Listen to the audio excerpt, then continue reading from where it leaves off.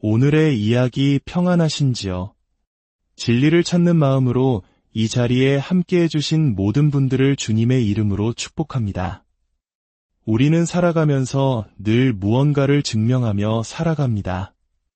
나의 가치를, 나의 능력을, 나의 옳음을 끊임없이 증명해야 하는 세상 속에서 때로는 지치고 무력감을 느끼기도 합니다.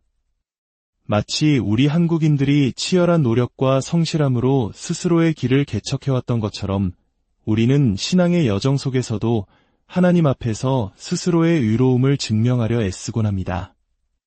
오늘 우리가 함께 나눌 이야기는 바로 이 지점에서 시작됩니다. 우리가 붙잡고 있던 노력과 공로의 짐을 내려놓고 하늘로부터 오는 참된 자유와 평안을 누리는 길에 대한 이야기입니다. 이 말씀이 여러분의 마음에 깊은 울림을 준다면 구독과 공유를 통해 이 은혜의 소식을 더 많은 이들과 함께 나눠주시길 바랍니다. 이 작은 나눔이 누군가에게는 새로운 희망의 씨앗이 될 수 있습니다. 지금부터 하나님의 말씀이 이끄는 깊은 성찰의 여정을 시작하겠습니다.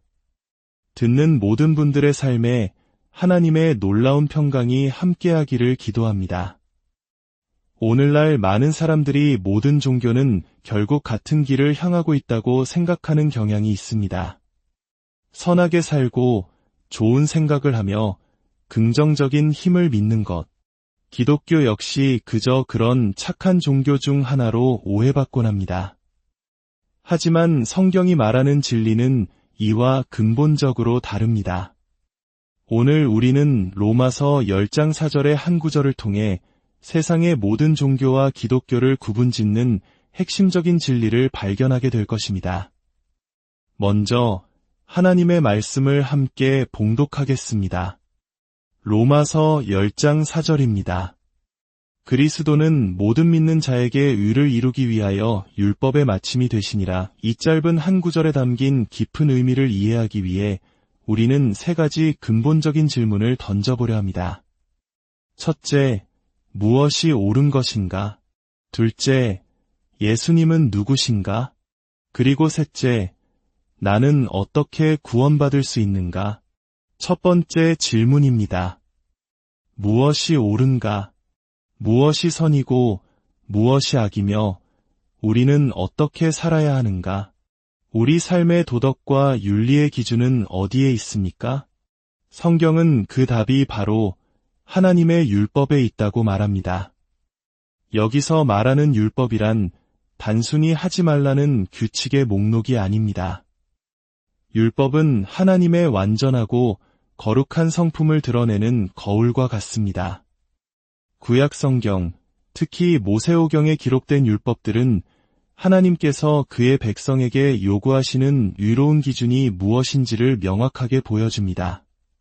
하나님의 가치, 생명의 존엄성, 권위에 대한 존중, 가난하고 소외된 이들에 대한 배려, 정직과 신실함. 이 모든 것은 율법이 담고 있는 위대한 가치들입니다. 하나님의 율법에는 그 어떤 흠이나 부족함이 없습니다. 그것은 그 자체로 선하고 정의롭고 완전합니다. 그런데 이 완벽한 율법의 빛은 두 가지 방향을 동시에 비춥니다. 하나는 하나님의 거룩하고 완전한 성품을 보여주는 것이고 다른 하나는 그 빛 앞에서 한없이 부족하고 죄 많은 우리의 실체를 드러내는 것입니다.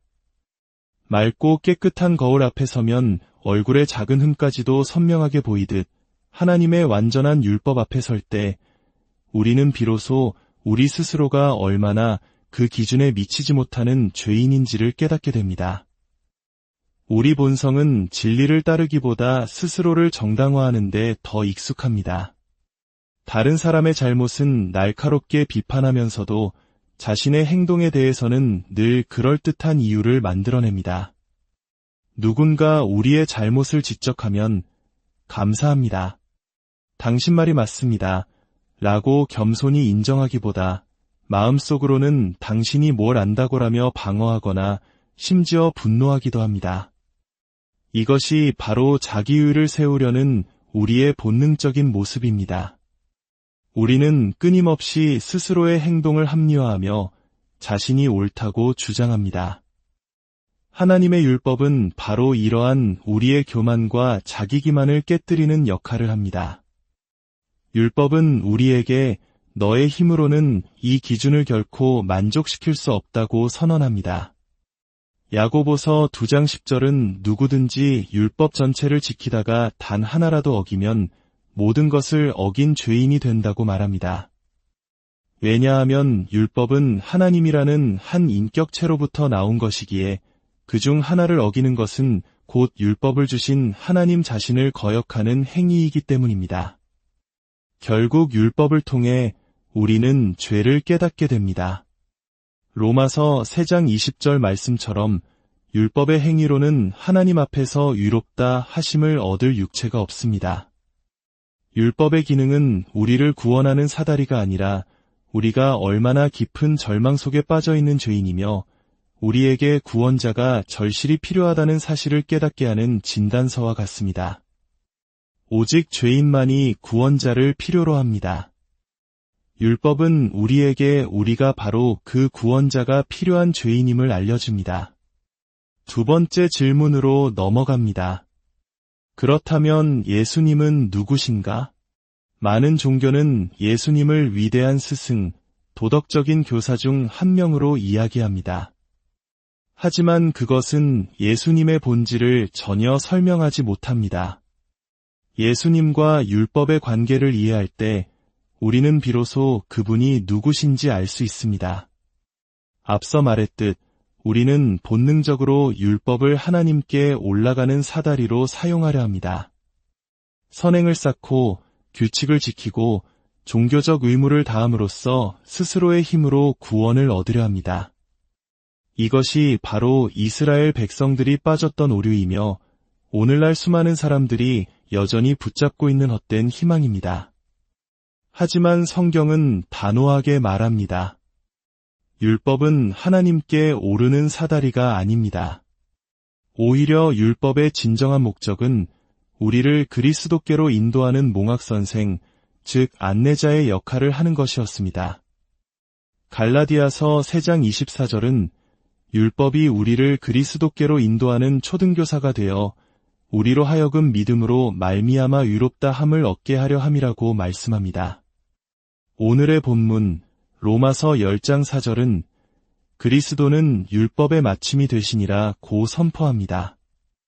여기서 마침이라는 단어는 헬라어로 텔로스인데 이는 단순히 끝을 의미하는 것을 넘어 목표, 목적, 완성이라는 깊은 뜻을 담고 있습니다. 즉, 예수님은 율법을 폐지하거나 없애러 오신 것이 아니라 율법이 가리키던 최종 목적지이자 율법의 모든 요구를 완벽하게 성취하고 완성하신 분이라는 의미입니다. 구약의 율법이 어스름한 저녁의 빛이었다면 그리스도는 한낮의 태양처럼 하나님의 거룩하심을 온전히 드러내셨습니다. 구약 시대에 드려졌던 수많은 동물의 제사는 장차 오실 그리스도의 완전한 희생 제사의 그림자에 불과했습니다. 예수님은 율법 아래 태어나셨고 율법의 모든 요구를 단 하나의 어긋남도 없이 완벽하게 순종하며 사셨습니다. 그리고 마침내 십자가 위에서 율법을 어긴 죄인들이 받아야 할 모든 저주와 형벌을 대신 받으셨습니다. 그분은 우리의 죄를 짊어지시고 우리가 치러야 할 죄값을 자신의 생명으로 완전히 지불하셨습니다. 그렇기 때문에 예수님께서 십자가에서 마지막으로 외치신 말씀이 다 이루었다 였습니다. 무엇을 다 이루셨다는 것입니까? 바로 율법의 모든 요구와 저주, 우리를 향한 모든 정죄를 완전히 끝내셨다는 선언입니다. 그리스도 안에서 율법의 역할은 완수되었습니다. 율법이 목표하던 바가 이루어진 것입니다. 이제 마지막 세 번째 질문입니다. 그렇다면 나는 어떻게 구원받을 수 있는가? 이것은 우리 모두에게 가장 중요한 실존적인 질문입니다. 우리는 하나님의 거룩한 기준 앞에서 죄인이며 우리의 어떠한 노력으로도 그 간극을 메울 수 없다는 것을 알았습니다. 구원의 길은 좁지만 영광스러운 길입니다. 그 길은 바로 믿음입니다. 로마서 10장 4절 하반절은 이렇게 말합니다. 모든 믿는 자에게 의를 이루기 위하여 구원은 특정 민족이나 특출난 노력을 한 사람에게만 주어지는 것이 아닙니다. 그것은 모든 믿는 자에게 주어지는 하나님의 선물입니다. 여기서 믿음이란 무엇일까요? 그것은 더 이상 나 자신의 노력이나 선행, 즉 자기의를 의지하지 않는 것입니다. 대신 나의 손을 비우고 예수 그리스도께서 나를 위해 이루신 모든 것을 온전히 신뢰하며 받아들이는 것입니다. 그것은 내가 스스로를 구원하려는 시도를 포기하고 나의 구원자이신 예수님께 나의 모든 삶을 내어드리는 것입니다. 이것은 놀라운 교환입니다. 하나님께서는 우리의 더러운 죄를 가져가시고 대신 예수 그리스도의 완전한 의로움을 우리에게 선물로 주십니다. 우리는 그것을 받을 자격이 있어서가 아니라 오직 하나님의 은혜로 믿음을 통해 그 의를 덧입게 됩니다. 마치 아버지가 자녀에게 귀한 옷을 입혀주듯 하나님께서는 믿는 우리에게 그리스도의 의라는 옷을 입혀주시는 것입니다. 혹시 이 이야기를 듣고 계신 분 중에 야구 경기에서 실력이 부족한 타자를 위해 대신 타석에 들어서는 대타를 본 적이 있으신지요? 우리 인생이 바로 그와 같습니다. 우리는 하나님이라는 위대한 투수 앞에서 스스로의 힘으로는 단 하나의 공도 쳐낼 수 없는 연약한 타자입니다. 계속 헛스윙만 하며 삼진 아웃을 당할 수밖에 없는 존재입니다. 세상의 모든 종교는 우리에게 말합니다. 더 연습해라. 더 힘껏 방망이를 휘둘러라. 언젠가는 안타를 칠 수 있을 것이다. 하지만 기독교 복음은 전혀 다른 이야기를 합니다. 너의 자리에서 물러나라. 너를 대신하여 타석에 들어설 분이 계시다. 바로 예수 그리스도께서 우리의 완벽한 대타가 되어주셨습니다. 그분은 우리가 쳐내야 했던 율법의 모든 요구를 완벽한 말로 홈런으로 쳐내셨고 그 승리의 점수를 우리의 것으로 삼아주셨습니다. 우리는 그저 덕아웃에서 그분의 승리를 믿음으로 바라보기만 하면 됩니다. 사랑하는 여러분, 이것이 바로 복음의 놀라운 소식입니다.